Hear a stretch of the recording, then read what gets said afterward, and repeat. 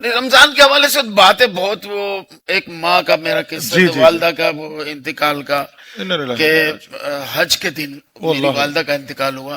تو جس طرح میری والدہ کا انتقال ہوا، میں کہتا ہوں کہ سب کی مائیں اسی طرح جائیں، اللہ کیونکہ دوسرے دن حج تھا اور فجر میں ان کا انتقال ہوا، اور رات کو میں ان سے جب ملنے گیا ڈرامے کی ریہرسل سے پہلے. جانا تو سب نے ہے، میں آپ کو بالکل. یہیں سے کنٹینیو کیجیے گا، جانا تو سب نے ہے، لیکن یہ کہ اللہ پاک ماں باپ دین کا ایسے چن لے سایہ جو ہے وہ سروں پہ ہمیشہ. قائم رکھے سب کے، جن کی ماں باپ حیات ہیں اللہ ان کے ماں باپ کو وہی. صحت کے ساتھ سلامت رکھے. لیکن اگر جائے تو کچھ ایسی دن ہوں. ایسے جائے شان سے کہ مطلب مائیں تو سب کی ایسے ہی جانی چاہیے نا. وہی میں کہہ رہا ہوں، میں پیروں کو ہاتھ لگا رہا ہوں 40 سال سے.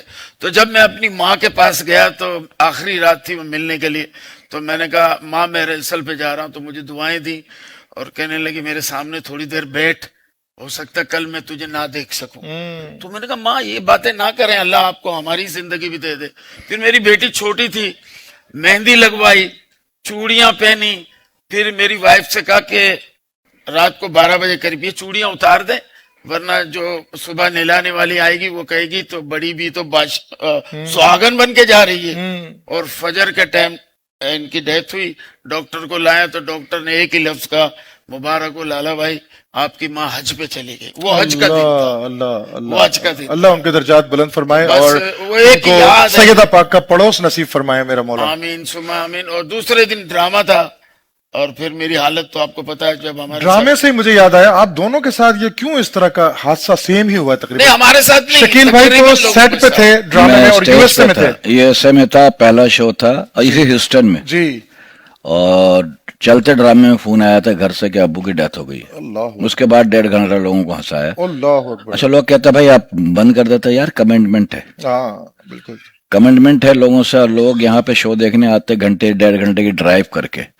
جب ان کو آخر میں بتایا تو وہ بہت ساری خواتین آگے کہنا آپ نے کیسے؟ میں نے کہا اللہ نے ہمت دی ہے.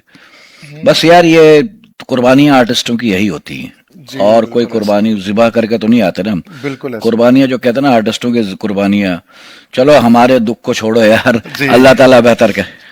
ہاں اور بات یہ ہے کہ غربت پہ بات ہو رہی تھی. جی. میں ہمیشہ احساس غربہ. احساس غربت، احساس غربت کا مطلب ہے حساس لوگوں میں احساس ہوتا ہے، جی. اور فنکار سے زیادہ حساس فنکار کوئی سے نہیں. زیادہ احساس. وہ کہتے ہیں نا کہ اللہ تعالیٰ نے دنیا بنائی، ہاں. پھر انسان بنایا، انسان کے لیے اناج پیدا کیا، اور اناج اس لیے پیدا کیا لوگوں کو زندہ رہنے کے لیے اناج پیدا کیا، لیکن اسی اناج پر کچھ لوگوں نے قبضہ کر کے امیری اور غریبی کو پیدا کیا.